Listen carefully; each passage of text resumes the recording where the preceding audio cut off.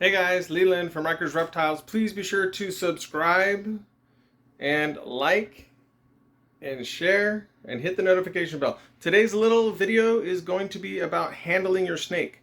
I've had quite a few people message me talking to me about how they are handling their snakes or what they should do or how they should hold them. So I'm going to just do a real quick video how I kind of tap train my snakes. It's more for the snake and my comfort level, I guess. But it doesn't really train your snakes. You can't really train a reptile. They do what they're going to do. They have body cues you could read and body language. So learning that body language, I think, is a good part of owning a snake or a reptile, just knowing what they're going to do before they do it. Okay, so stay tuned. We're going to get into a little bit of that and some other things.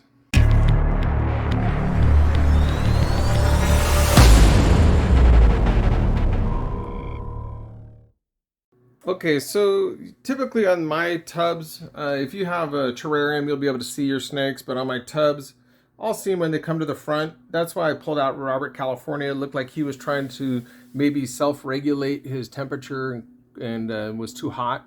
So normally I don't take them out too much during the daytime because they sleep during the day. And most of the time you'll open up these tubs. Well, she's cooling. But typically they'll be coiled up in the back during the day. This one's cooling too. All right, here you go. So that's normally what they're doing during the day. Now, if I had to get the snake out of here, like let's say I had to clean the tub or I had to do something and I wanted to get in here and handle this snake, I'll usually take something like a little tiny snake hook, not to really hook the snake, but just touch it, let it know you're coming in, okay? And then you can just reach in and grab it. Typically when they move their head away and they pull their head to the back like that one just did, you can just reach in and grab that part of the snake and pull it out. Don't grab it by the neck, grab it by the body, maybe 4 or 5 inches down from the neck. See, now it's going to pop its head out and say, hey, what's going on? You're not taking me out? But anyhow, I'm not going to mess with it because it's obviously having a siesta. So we already got Robert California out here. So he was kind of in the front and cooling, and sometimes I'll just open the tub and they'll just crawl out. And so if that's the case, I'll take him out because he's looking like he wants to come out and maybe cool off. But he'll just hang out. And typically I'll support the belly of the snake. So I was going to show you. This is a horrible setup today, guys. Sorry, you're getting motion sickness. Woo! All right. So typically when I take my snakes out, I'm holding them, supporting their bellies.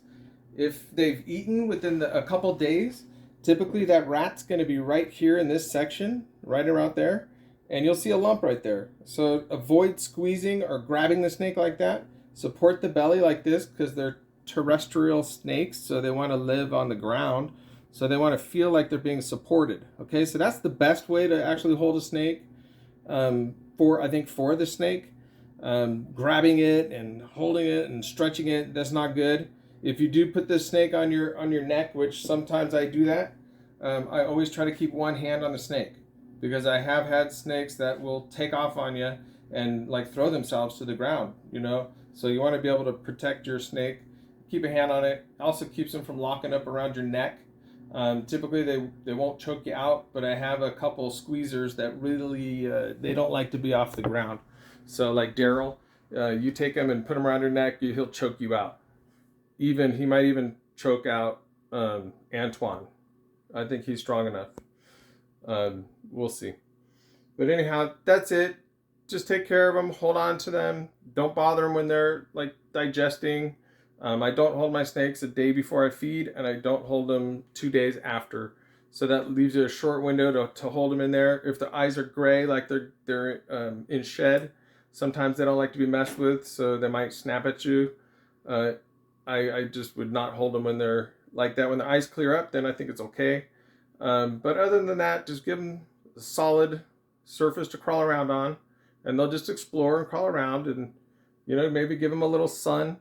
And maybe like limit it to maybe 20-30 minutes, or once the snake starts just trying to get away from you, that's a sign that they're ready to go back, okay, because they're trying to crawl back to their safety.